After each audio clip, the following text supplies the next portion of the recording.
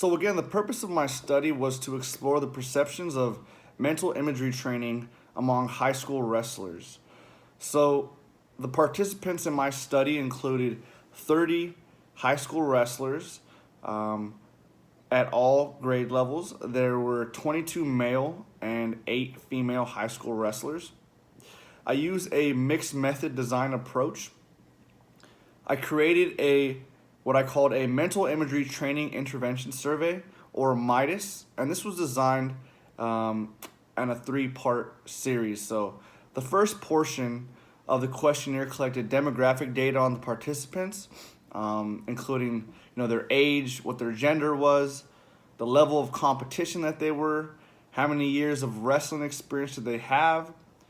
The second portion of the MITIS was a 17-item a Likert scale questionnaire, and this had statements with 17 items, and it was on a 5-point Likert scale. This portion was designed to obtain information on the perceptions of these athletes' mental imagery capabilities, the level of their confidence and anxiety, and this was pre, during, and post competition. The last section was comprised of 2 single open-ended response questions designed to learn more about athletes' pre-intervention attitudes on mental imagery perception and post perceptions of mental imagery. So it basically asked, if you had any experience with mental imagery in the past, and basically what did you think about the mental imagery intervention post training. So my procedures after I got all of my P's and Q's down, getting the liability forms and things like that, I arranged for a time for the athletes to meet in a practice room so I could administer the MITIS to them via paper and pencil.